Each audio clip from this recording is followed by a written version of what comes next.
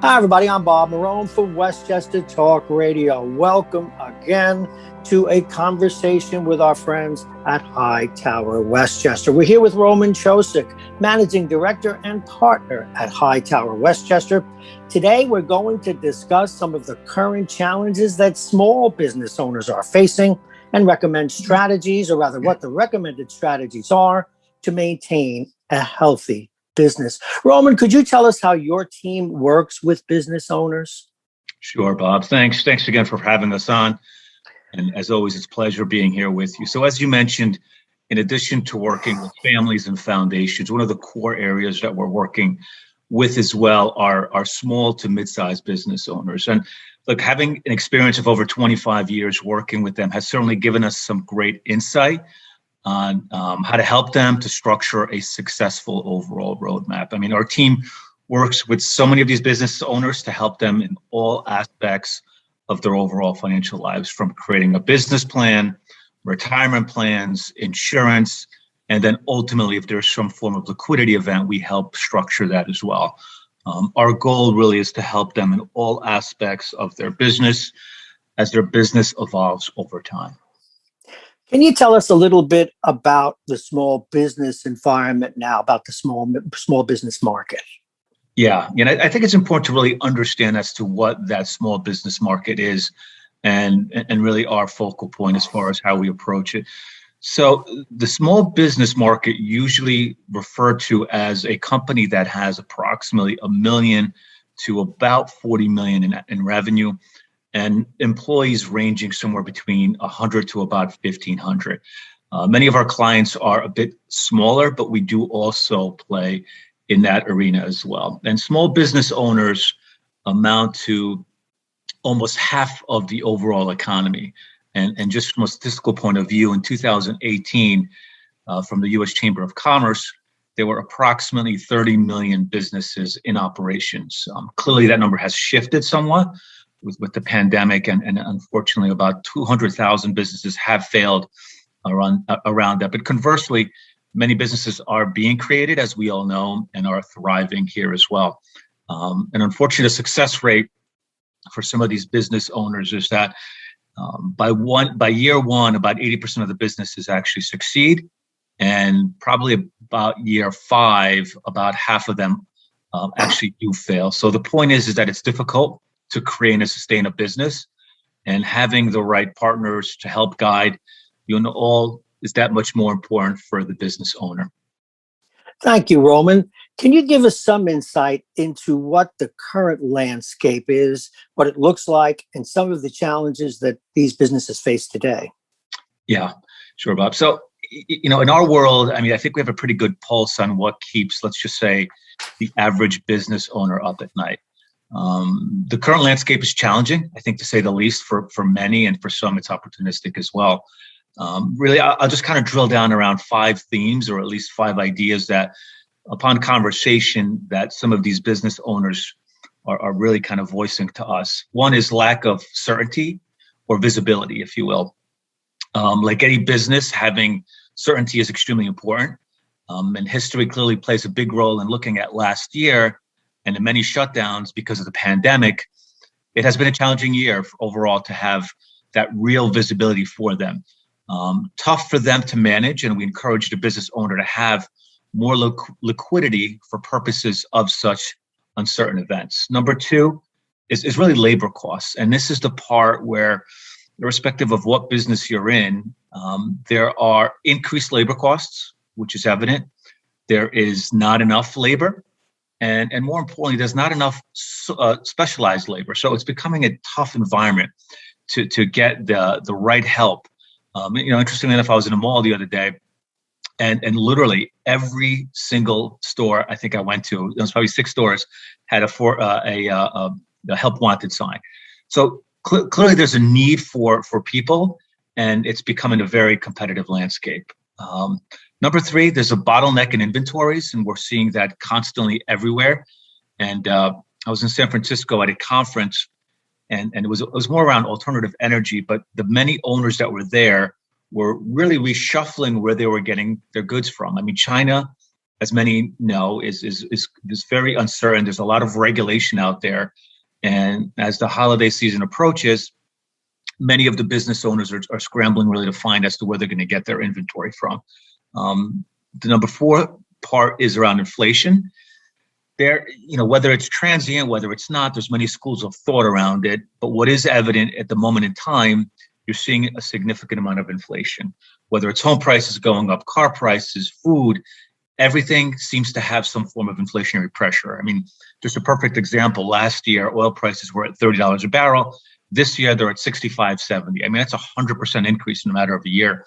For some of the small to mid-sized business owners, that's a large constraint on their bottom line. So commodity prices clearly going up. What message we're hearing and sort of the things that we're having conversations around is that the business owner needs to really give some of those additional costs to the end consumer. And we're seeing them increasing prices, unfortunately, but that's the reality. And the 5th and last one, it's about taxes. And again, it's lack of clarity and certainty, respective of the administration. It's a matter of how do we position, how do we plan accordingly? The one part or the one debate right now that's occurring is whether you increase the corporate tax rate from the current 20% to about 28%. And it may not sound a lot, but it's significant, and it may alter and hurt a lot of different companies. And the other part is about capital gains on sale of assets. I mean, we had a client who literally just sold a $30 million business. And unfortunately, with the uncertainty of over the $1 million mark as far as cap gains, there's a $5 million moving target, which will ultimately have an effect on him if the cap gains goes up to a certain level. So again, it's just a lot of uncertainty. Let's put it that way. Yeah, there sure is. Apropos of your commentary here, shopping for a new car. It looks like there are cars on the lots, but they've been putting those cars on the lots with chips. They put a chip in, these chips that we have a shortage of. They put a chip in the car, move it on the lot, take it out. They can't deliver a lot of cars right now because of the shortage of microchips. It's really interesting. Really fascinating. It is. Thank you. Let's talk about what you currently see with small business owners and how you could help them create a sound strategy. Sure. So one of the key takeaways that business owners need is really to have sufficient liquidity to maintain a business. I mean, this is more of a function of limited or inconsistent cash flow needs. And the solution here is always have sufficient funds on hand to weather the current environment. I think the pandemic, for many of us, has taught business owners more so that things could change in a moment. And if you do not have the proper funding to sustain oneself, to capitalize on opportunity even, it ultimately becomes a headwind. One of the reasons many companies do fail, I mean, for obvious reasons, is that they run out of funds or it's their inability to raise new funds. And in addition to this adequate liquidity, I think the key here also is around debt and debt loads, and to constantly assess those numbers. Rates are a moving target, as many of us know. But what we find is that when a company initially gets started in the infancy stages, they take on a lot of debt. Then as time goes on, it's difficult to pay back that debt. It leads to adding on additional debt. And then there's refinancing. And then at the end of the day, what ultimately happens if and when rates go up is that, unfortunately, this whole narrative plays out in a negative way. So again, last year was the perfect storm, as some banks did not issue additional opportunities to borrow. But at the same time, what we did or are starting to see is that there is increasing lines of credit that companies are drawing and increasing on as well, which to us bodes well for the capital expenditure, some of the larger based things that companies need, and then consumer, which ultimately may lead to a more stronger economy. And people are going to start spending more, which ultimately will take the consumer a little bit more out of the equation. Now, some businesses have appealed to the SBA for financing and grants. Has that helped the situation at all? It has. It really has. And some of the banks were forthcoming and very helpful in helping our small business owners get those loans. So it certainly helps sustain it. But, for some, like a restaurant owner, if you can't open or if you can't spend the money and if you don't get the right labor, it unfortunately changes the whole dynamic. And they had a tough time spending the money as well. Yeah, and there's no, if you can't open your doors, you can't have revenue. No revenue, you can't pay it back. Okay, what about the valuation environment? Troubles me. It's created extreme valuations in both directions, depending on what industry the business is in. Tell us about that. Yeah, like you said, it definitely, the valuations are all over the place, and it's a moving target, as we always say. But when we take on the responsibility of dealing with the business owners, I mean, it's sort of our fiduciary obligation to make sure we emphasize the importance for the owner that they need to have a current valuation, that they should be done every couple of years, and now more importantly than ever. And just a couple of reasons as to why. I mean, some of them are obvious, but you need to understand your current valuation to create attainable business goals, right? And the second part is, from an estate planning point of view, is people sometimes underestimate or they overestimate their business. And at times when they start looking at their estate planning part of it, they can't really figure out as to how much insurance should be set forth within the business. Because if you think your business is worth 5 million and all of a sudden the valuation comes in at 10 million, whatever it may be, you have to really sort of pivot along those lines. And then the other piece is as the tax laws change, just like that other example with my friend of selling his business, again, you have to adjust and make sure you have the appropriate estate plan, documents, trusts, things in place where ultimately you minimize some of that potential taxation. And the last part, go ahead, Bob. Go ahead. No, you continue. I'll follow up. And then the last part is, when formulating a business plan, you need to make sure it coincides with your own personal business plan. The question I always ask the business owner is, if you sell your business today, can you afford to maintain your current lifestyle? Or is after sale of the business and after taxes as well? The business owner needs to understand his or her cash flow needs, what they will look like before and also after the sale. So having a financial plan that incorporates all these different variables is a necessity.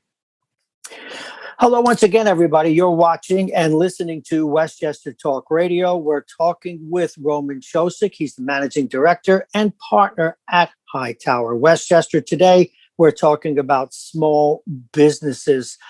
A concern I have just hearing this is how many people really have these kinds of things in place, whether it be a proper valuation every 2 years, the estate planning, and so forth. And even in the valuation of a business, you have things like goodwill, which are almost ephemeral in nature. How many people or how many organizations are really ready for this? How many of them need this? Yeah, no, it's a valid point. A lot of companies, what we find is when we take on that responsibility is they're so laser focused in on their business and making sure it's sustainable. They lose sight, unfortunately, sometimes of the bigger, broader picture. Percentage wise, it's difficult. Because in our world, it's constantly changing. There is no such thing as, okay, let's just build this out and we're perfectly fine. We need to adjust every single year, whether it's taxes, whether it's the estate planning part of what's the valuation. It's a never-ending sort of a process, and circumstances will always change. So it's tough to quantify how many, but I'd say about half, if not more, are not, let's say, ready for the next phase. And they need to do this. You spoke a little earlier about taxes. Let's talk about corporate taxes a little bit and the uncertainty that surrounds them. Yeah, and this is, like we kind of keep saying, this is a moving target. And, as we always get caught up with this is a moment in time, right? Because fast forward 2, 3, 4, 5 years, it's going to look different. So again, it's for us, we always feel it's our job to pivot and find solutions and customize solutions. Every business is different. Every structure is different. For us, it's really understanding, dig deep, and do our own homework around that. But it's difficult to plan around this until we have clarity around what the taxes will look like. For our team at Hightower Westchester, we really put a lot of emphasis on having the business owner assess all of the variables they could control to mitigate some of this potential hit. One of the things that we really try to have them do is create a retirement plan, right? Let's just see if it's the appropriate one. Should it be a 401k plan? Should there be a profit sharing piece to it or a Roth part to it? What we've done with other business owners with the lack of certainty around taxes is, we've sheltered a significant amount of money pre-tax. I'll give an example. One business owner who was doing extremely well in construction. And he was able to literally shelter about $1 million over 4 years in a cash balance, sort of a defined benefit plan. So again, I mean, those are the sort of different things that we're going to try to find to create strategies to potentially decrease some of those taxes. Look, unfortunately, we can't control what the tax code looks like, but we make changes every year to accommodate the business owner. All of this stuff reminds me of why we need financial advisors when we're in small businesses. I have been there. It's become very common as a result of COVID for people to work at home. And it looks like to perhaps even a great extent, we're going to look at that down the road as pretty consistent. What are the challenges? Yeah. For many business, our business is the same thing. And we're always trying to, whether it's challenges or opportunities. And the one thing here is that it's something that affects certain businesses more than others. You know, what I think the outcome here is that this expedited the shift to technology much quicker. And this was, you know, if you kind of look back last year, we felt it was going to take 3 to 5 years for us to get to a point where a lot of things were going to be virtual, but it literally happened within 1 year. I mean, it moved everything, 200-300 times faster. For certain industries, it affords the ability to shift and capitalize on new opportunities, as we said. But there are many different debates around as far as, is it going to disrupt business? Is it going to help them? So it's a moving target, but I feel it's something that is here and it's going to be utilized. If it's utilized properly, it's going to be here for a significant amount of time, and it is a tremendous benefit. And the one thing, again, from a business point of it, is that for a business owner, what we're seeing is that they're spending a lot less money on travel, on expenses, on going away. Look, and that has unfortunately a ripple effect on the service industry with the hotels and things like that. But like anything and everything, businesses have to shift. Is there not also a risk there, Roman, of companies losing their ability to relate to their clients? I mean, is it going to make exchange relationships more antiseptic? I feel it does, and it will. And I think for certain industries more than others, like in our group, and I'll use ours as an example, is it important for us to be sort of cohesive in the same office? It certainly plays into it. Our team more productive? They definitely are. We feel coming together. But then again, last year when it was a really horrific time, we came together as a team, and I think it's having that right team. But culturally, I think you need that social interaction. I think people thrive on that as well. And I do think to a certain point that human contact is healthy. Before we wrap it up, what thoughts would you like to leave us with? And again, as someone who is a small business owner myself, what advice would you give us if we haven't really done these kinds of things that you've been recommending?